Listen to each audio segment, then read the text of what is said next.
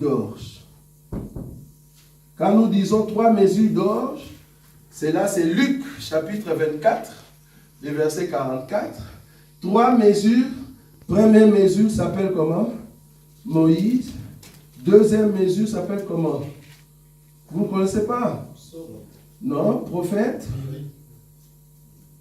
Troisième mesure, c'est le psaume.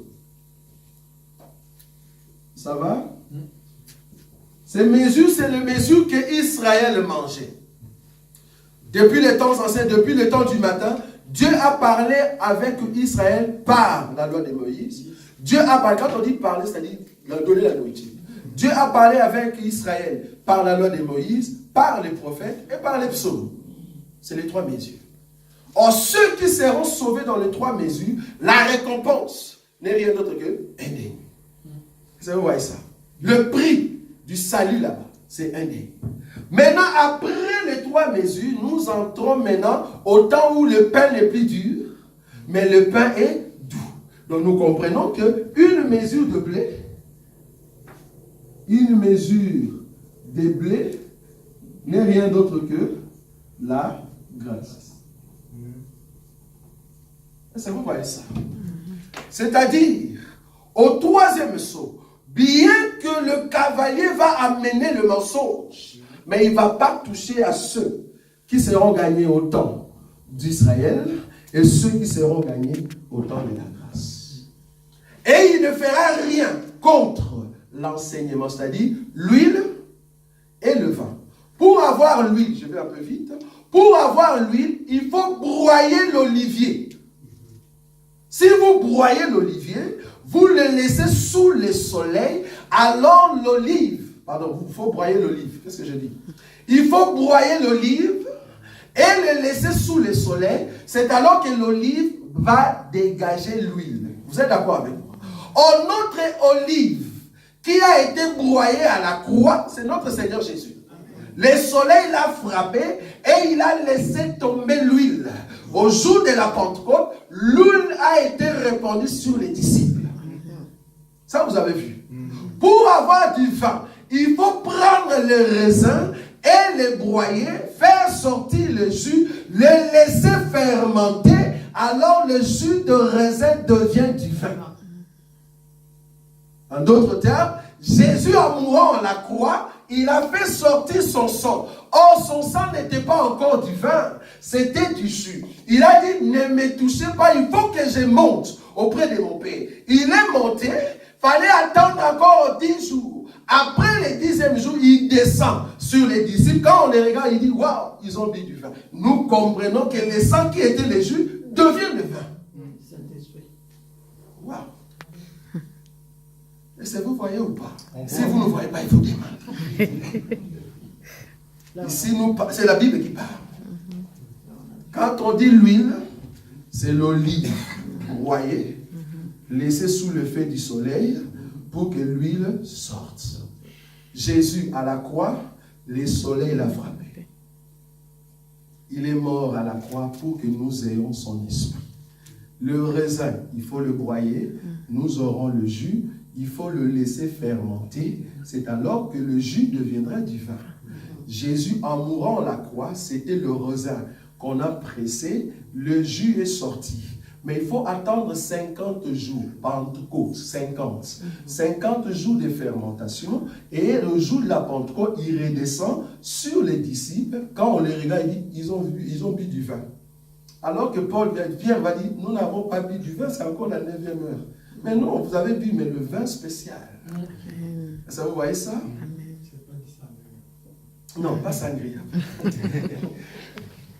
Donc, l'huile et le vin, c'est l'enseignement.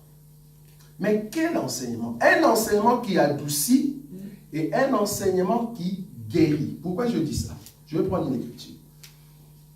Excusez-moi. Je vais prendre une écriture. Je suis dans le livre de Luc, Luc chapitre 10. Luc chapitre 10. Luc chapitre 10. Bon, je ne vais pas expliquer toute cette écriture. Je vais juste prendre des grandes lignes. Luc chapitre 10, le verset, à partir du verset 30 jusqu'au verset 36. Mais moi, je vais sauter. Je prends le premier verset. Jésus reprit la parole et dit, un homme descendait de Jérusalem à Jéricho, il tomba au milieu de brigands qui les dépouillèrent, les chargeurs de coups et s'en allèrent, les laissant à demi-morts. Un sacrificateur qui fortuitement descendait par le même chemin, ayant vu cet homme, passa outre. Le sacrificateur est passé outre. Un Lévi qui arriva aussi dans ces lieux, l'ayant vu, passa outre. Mais un Samaritain qui voyageait, étant venu là, fut ému de compassion lorsqu'il les vit. Il s'approcha et banda ses plaies. J'aime ça, le verset 34.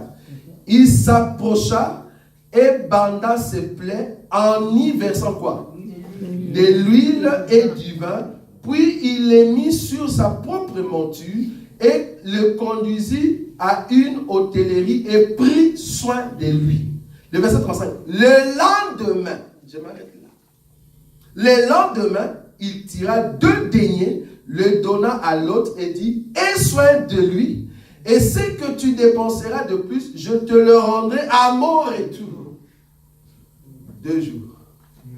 Le premier jour, cet homme était par terre, lui-même le Samaritain. Il vient mettre les pansements. Il commence, il va mettre de l'huile pour adoucir le plaie. Il va mettre du vin pour désinfecter la plaie. Le vin désinfecte. Or, en désinfectant, comme il y a l'alcool, ça fait mal. Est-ce que vous voyez ça?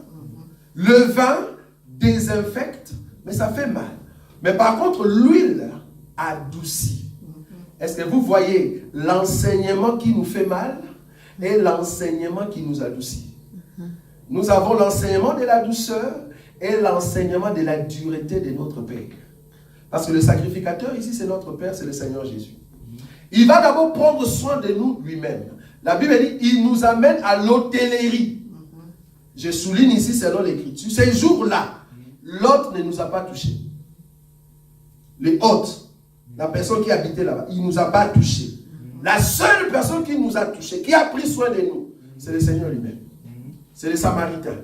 Maintenant, les jours suivants, on prend maintenant cet homme, on le laisse entre les mains de l'hôte. Hôte qui était là-bas, et on lui donne 2 deniers. C'est donc qu'on a battu ces 2 peuples. Ces 2 peuples. Le premier jour, parce que la Bible dit, on va le mettre sous la monture du Samaritain. Ça, c'est la Vierge sage. Que Dieu a pris soin, il a bandé, il a enlevé nos péchés. Parce que nous étions battus par les péchés, par Satan. Satan nous avait violés. J'aime beaucoup cette écriture qui dit dans les lois, excusez-moi d'aller là-bas. La Bible dit, si tu trouves dans la ville une femme qui a été violée par un homme et que vous l'attrapez, vous condamnerez la femme et l'homme. Pourquoi? Parce que la femme n'a pas crié dans la ville. Cette femme n'a pas crié dans la ville, vous le condamnerez.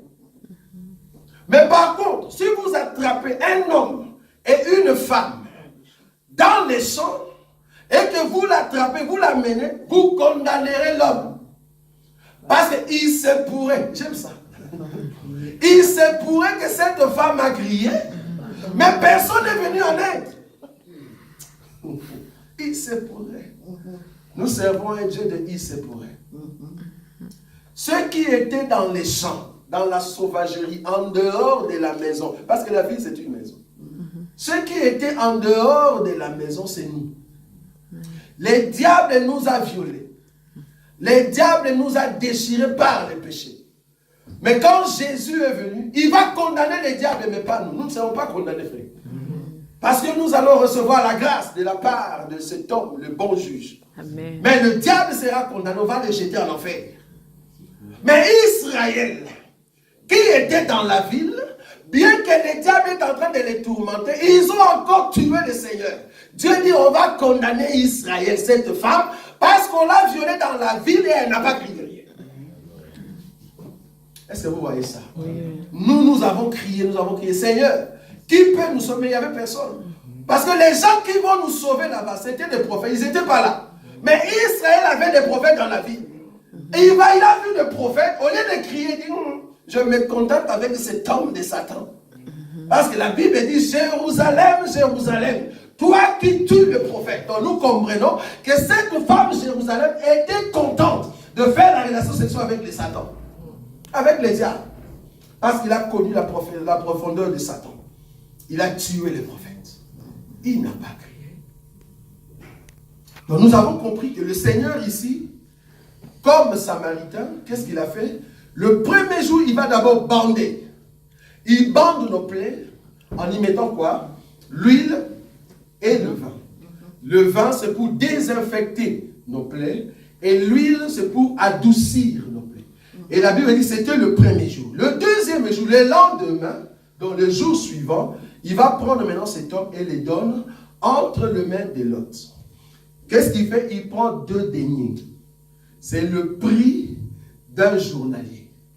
Il les donne, en fait, à cet homme. En d'autres termes, il donne les salaires de 2 personnes. Vous allez voir. Donc, l'autre en question représente 2 personnes. Mais le premier jour, le Samaritain, une personne, a pris soin de nous. Après, il nous a mis sous sa monture. Nous sommes partis dans son royaume comme étant épouse. Mais la deuxième partie, c'est tout un peuple aussi qui avait des plaies, mais qui sera pris. On va prendre soin de lui par cet homme qui a la valeur de 2 hommes. C'est-à-dire, c'est autant de 2 hommes. Est-ce que vous voyez ça ou pas? Oui. Je prends une écriture encore. Je suis dans le livre, je prends Matthieu chapitre 20. Regarde, je ne vais pas lire tous ces chapitres. Je suis en train d'expliquer le 3e jour. Vous êtes d'accord avec moi? Bien. Matthieu chapitre 20. Matthieu chapitre 20.